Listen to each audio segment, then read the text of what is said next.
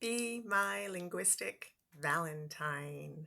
Hi, I'm Jodie Clark, and today's dose of curious creative language play is devoted to my favorite thing to write and think about, which is the intimacy embedded in the structure of language. So I just really do think that I am the best person to be your linguistic Valentine today. I just really think that. And so, what I'm going to ask you to do is to think about a time when you were having a moment of real intimacy with someone else. And it doesn't have to be a romantic partner. So it could be, someone just that you love. It could be a family member. It could be anybody. It could be a friend. It could be a child. And just think about that moment of intimacy, not linguistic intimacy, of intimacy. And think about the kind of feeling of togetherness. That's actually quite a banal way of putting it. But that sense that there is no separation between you and the other person, and potentially even your surroundings, the world that you're in. And it feels exquisite. Now I want you to think about what you might say to that person, what might be the most representative, the best thing that you could say to that person. And my question for you is it that? Is that what you say? And what I want to know is, and if you're listening to this, I'm holding up a little heart that says, I love you.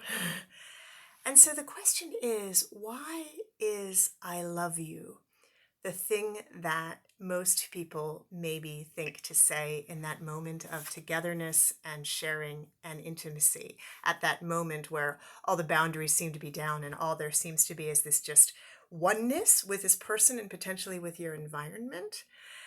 And the reason I think that's a strange thing to say, perhaps, is because I believe that language constructs selves. I think that's one of the main things language does.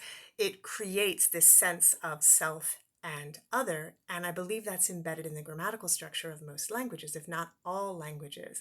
And so if you take I love you, you've got subject, verb, object, and that particular structure requires there to be two selves. There's the I and there's the you, right? With a verb in the middle. And it makes me wonder if there's this impulse in the midst of all that kind of gushy togetherness to actually acknowledge in that moment the separateness of the selves. In that moment to say, there is an I, there is a you, and I acknowledge that. And I wonder if that's the reason why the impulse to say, I love you comes up at that moment. If there's some sort of sense of, what is it that will bring back that border or that barrier or that membrane between the selves? And maybe it's language, the grammatical structure embedded in language that requires there to be more than one self, or it certainly requires there to be a self. And the second there's one self, then there's the possibility for more. Now, look, how could you say this without two selves, right? I love you, right? So we've got I, first person, we've got you, the second person. Is there any way grammatically we could combine the I and the you? And the answer is, of course, we could make them first person plural, right? If we're going to share this togetherness, we might as well have a we, right? We love each other, right? So we can do the loving together. This is a way of doing love as a reciprocal verb, is a word for that, a verb of reciprocity. But even there, we love each other requires that subject, verb, object. We don't need the object. We could just say we love, but then we might ask, well, what do we love? Maybe we love pasta. And so if the object is each other, we notice that the each other requires us to indicate that there is an other, that there are in fact two distinct others. That's indicated by the each. And the other says, there are two distinct selves in here. So even when we try to bring them together with the first person plural, we're still required to make a distinction between them.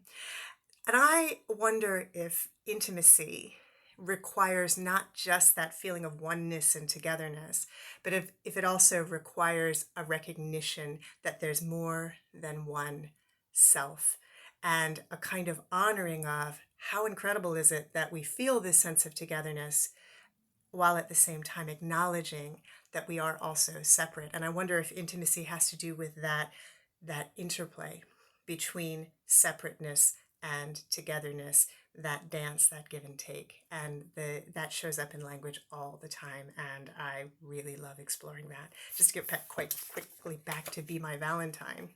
What's the subject of that? Now, the linguistic geeks among you will know that the subject of that is you, because it's an imperative, be my Valentine, and so the you is understood.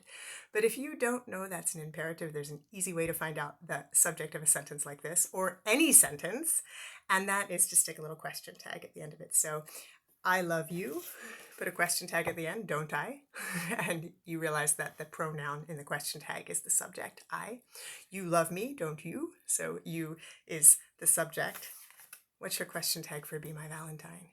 Be my Valentine, won't you? And then we get intuitively that the subject is you. That was just a little bit of geekiness around question tag probes, and I can show you more about that in a link to how to find the subject using the question tag probe. But I'd also love for you to explore a course, the free course that I've got for you called Writing Through the Lens of Language, which has to do with the intimacy embedded in the structure of language. So there'll be a link to that. And I would, if you would love to have monthly doses of linguistic, curious, creative fun and activities and writing prompts and worksheets and things like that, then check out my Patreon, patreon.com, Jodie Clark.